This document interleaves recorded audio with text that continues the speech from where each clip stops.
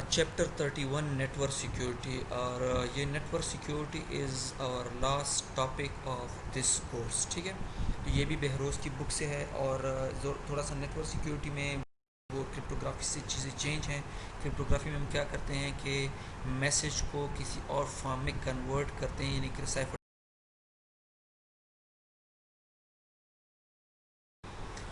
Security services. Network security can provide 5 services, 5 services देता है।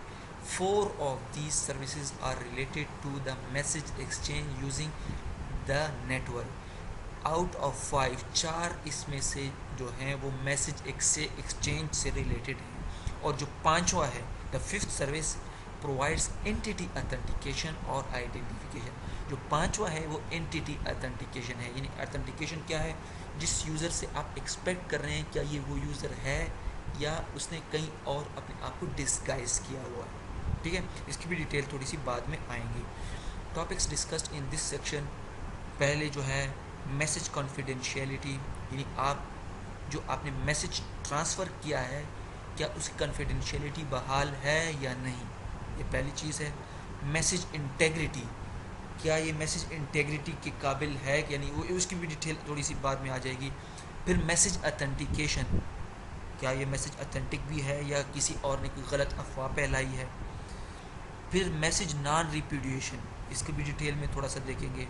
फिर एंटिटी अथेंटिकेशन, एंटिटी का मतलब है कि जो यूज़र क्लेम कर रहा है क्या वो वही है या कोई और एरा गैरा है। ठीक है, तो इसकी ये भी इम्पॉर्टेंट है। जैसे फॉर एग्जांपल बैंक्स वाले आपको बार बार मैसेज करते हैं कि आप अपने अकाउंट्स का बहुत ख्याल रखें, कोई टेलीफोन पे अगर आपसे कोई पासवर्ड मांगे तो हम कभी भी इन नंबरों से कॉल नहीं करते। ठीक है, तो वो एंटिटी अथेंटिकेशन भी आपके लिए ज़रूरी।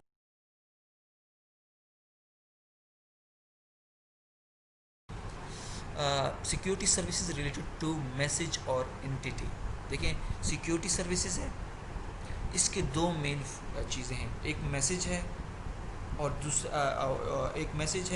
दूसरा है entity.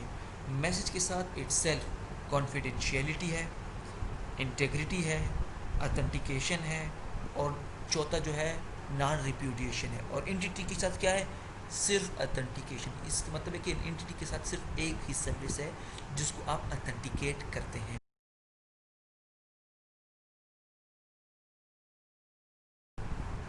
Entity authentication. Entity authentication is a technique designed to let one party prove the identity of another party. An entity can be a person, एक शख्स हो सकता है, अ प्रोसेस, कोई प्रोसेस हो सकता है, अ क्लाइंट, कोई क्लाइंट हो सकता है, और अ सर्वर, कोई इनमें कोई एक सा हो सकता है या दो भी हो सकते हैं, लेकिन एट अ टाइम आपको कोई एक ही मिलेगा। और मोस्ट प्रॉबेबली आजकल हमारे उसमें वर्ल्ड में हमारे पास सर्वर्स ही हैं। ठीक है, the entity whose identity needs to be proved is called the claimant. वो एंटिटी जिसकी आइडेंटिटी प्रूव होने या प्रूव करना बाकी है उसे हम क्या क्या कहते हैं, क्लेमेंट, जो क्लेम कर रहा है।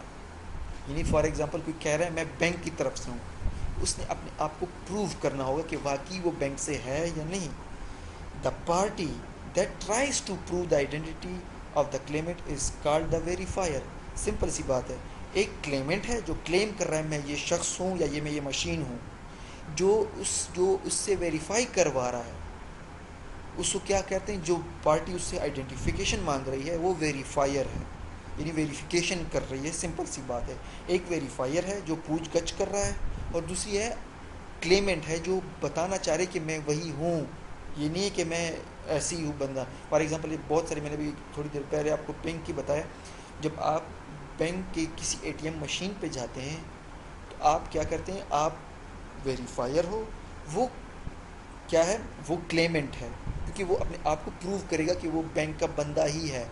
वैसे तो नॉर्मली आजकल आपने सुना होगा कि कभी भी आपको बैंक से कॉल नहीं आएगी जो आपसे इंफॉर्मेशन मांगे, लेकिन यहाँ पे बाय डेफिनेशन जो एंटिटी अपनी प्रूव करेगी आइडेंटिफिकेशन, उसको हम क्लेमेंट कहेंगे, और जो वेरीफाई करेगा उसको हम क्या करेंगे, verifier.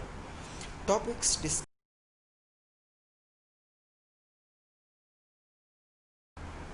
Note: in challenge response authentication, the claimant proves that she knows a secret without revealing it.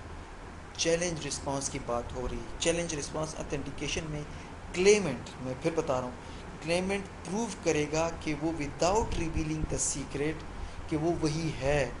Secret फिर इंपॉर्टेंट चीज़ है, सीक्रेट को रिवील नहीं करेगा, लेकिन फिर भी बताएगा कि मैं वही हूँ, ये बावर कराएगा कि मैं वही बंदा हूँ या वही मशीन हूँ। और सीक्रेट को, इंपॉर्टेंट चीज़ है, सीक्रेट को कभी रिवील नहीं करेगा।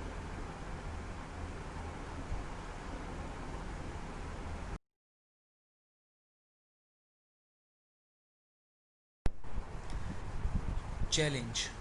The challenge is a time varying value sent by the verifier. The response is the result of a function applied on the challenge. देखिए चैलेंज में मैंने भी पिछले उसमें जिक्र किया था, एक टाइम वेरिंग वैल्यू है जो सेंड वेरीफायर क्या करता है, जेनरेट करता है, यानी उसको चैलेंज आया, क्या करेगा, टाइम वेरिंग वैल्यू है सेंड बाय द वेरीफायर, याद रखें ये वेरीफायर करेगा, ठीक है। रिस्पांस क्या होता है, एक फंक्शन अप्लाई करते हैं चैलेंज पर। मैंने आपको पिछले उसमें कहा था without revealing the secret, secret reveal किए बगैर वो टाइम वेरिंग वैल्यू अप्लाई करते, सेंड करता है वेरीफायर, ठीक है। उस पर क्या होता है, फंक्शन अप्लाई होता है, उसका जवाब भेज दिया जाता है, कोई आइडेंटिटी रिवील नहीं।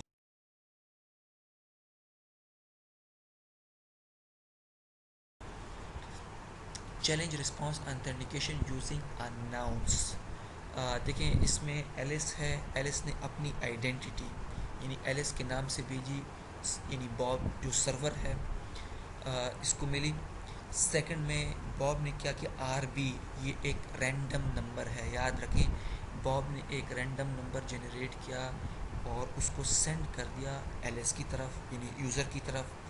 फिर थर्ड स्टेप में क्या हुआ, एलिस ने क्या किया, यानी जो उसका रैंडम नंबर था उसको इनक्रिप्ट किया, के ए बी, यानी वो सेशन की यानी ये सिमेट्री की जो एलिस और बॉब के साथ है। मैंने आपको पिछले में कहा था सिमेट्री की is the key which is shared between sender and receiver, और ये सेम की ही होती है। इसका मतलब ये है कि ए बी ना सिर्फ एलिस के पास है, ये बॉब के पास भी है, ठीक है। तो उसने सेंड किया, बॉब ने जब इसको खोला, क्योंकि ये के ए बी एलिस के पास भी चाबी है, बॉब के पास भी चाबी है, बॉब ने ताला खोला और उसको वही रैंडम नंबर, देखें आर बी जो येलो में बेसिकली इसको इनक्रिप्ट हुआ है सेशन की के साथ या सिमेट्री की के साथ, तो उसने जब खोला तो इसको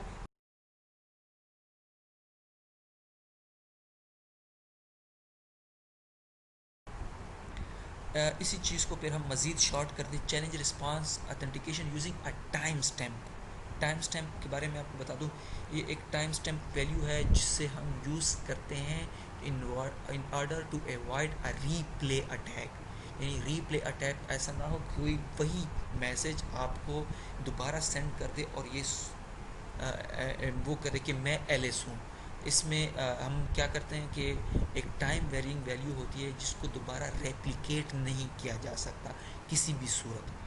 तो इसने क्या किया, वो जो पिछले स्लाइड में जो दोनों मैसेजेस थे हमने इनको क्या किया, दोनों को एक ही में कंबाइन कर लिया, कंबाइन कर लिया, यानी देखें एलिस ने क्या किया, एक ही पैकेज में अपनी आइडेंटिटी और टाइम वेरिंग वैल्यू जो कि कभी कोई भी रेप्लिकेट नहीं कर सकता, जो सिस्टम ने जिस वक्त जनरेट कर ली वो आ गई, फिर उसको सेशन की यानी के ए बी के साथ इनक्रिप्ट कर दी। इसका मतलब ये है कि ये सिर्फ बॉब ही खोल सकता है, क्योंकि के ए बी जिस तरह पिछले स्लाइड में मैंने कहा था सेशन की है या सिमेट्रिक की है जो सेंडर और रिसीवर के दरमियान शेयर है।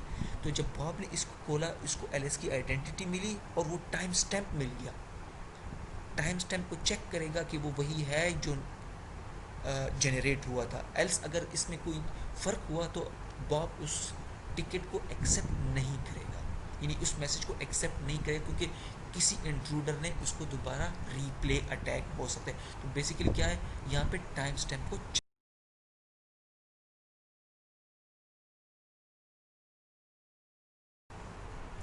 ऑथेंटिकेशन एसिमेट्रिक की, ऑथेंटिकेशन एसिमेट्रिक की, एसिमेट्रिक की का मैं बता चुका हूँ, जिसमें दो कीज़ होती हैं।